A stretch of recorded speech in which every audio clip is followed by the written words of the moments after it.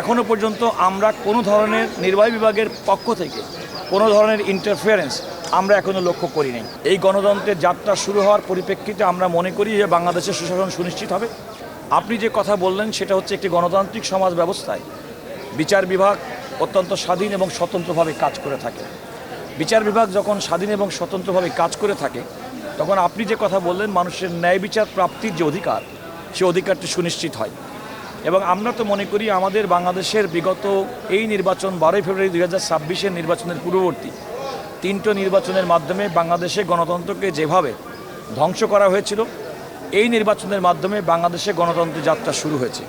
এই গণতন্ত্রের যাত্রা শুরু হওয়ার পরিপ্রেক্ষিতে আমরা মনে করি যে বাংলাদেশের সুশাসন সুনিশ্চিত হবে এবং যখন সুশাসন সুনিশ্চিত হবে সর্বক্ষেত্রে তখন মানুষের মৌলিক অধিকার হিসেবে তার ন্যায় বিচার প্রাপ্তির যে অধিকার সে অধিকারটা সুরক্ষিত হবে।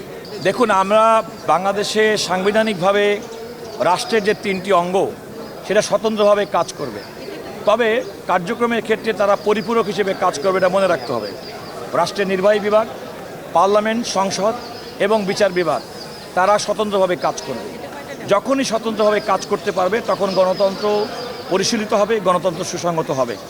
আমি মনে করি এ যাবৎকালে বিশেষ করে এই গণতান্ত্রিক সরকারের যে যাত্রা শুরু অভিপ্রায় এখনও পর্যন্ত আমরা কোনো ধরনের নির্বাহী বিভাগের পক্ষ থেকে কোনো ধরনের ইন্টারফিয়ারেন্স আমরা এখনো লক্ষ্য করি নাই। নায়াসিনামাইড ও স্যালিসাইলিক সমৃদ্ধ লিলি ফেস ওয়াশ যা ফেসের ডেড স্কিন সেল দূর করে দেয় দ্বিগুণ ফাস্টার ব্রাইটেনিং।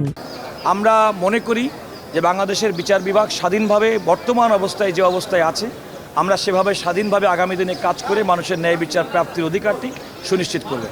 না, আমি এটা অন্তর হিসেবে মনে করি না।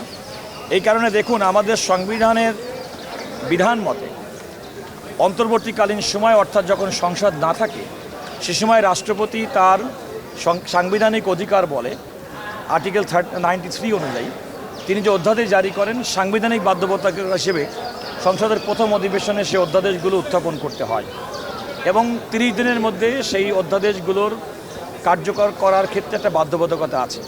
ইতিমধ্যে আমাদের মাননীয় আইন, বিচার এবং সংসদ বিষয়ক মন্ত্রী জনাব মোহাম্মদ আসাদুজ্জামান বলেছেন এই প্রক্রিয়ার মধ্যে স্বল্প সময়ের মধ্যে যে সমস্ত অধ্যাদেশগুলো করা হয়নি পর্যায়ক্রমে সেগুলো আলটিমেটলি আইনে রূপান্তর করা হবে এবং সে আইনে রূপান্তর করলে আমি মনে করি অধ্যাদেশগুলো ধারাবাহিকতা রক্ষা করা কিংবা এই অধ্যাদেশগুলোর মাধ্যমে যে উদ্দেশ্য করা হয়েছিল সেগুলো পূরণ করার ক্ষেত্রে কোনো বাধা হবে না।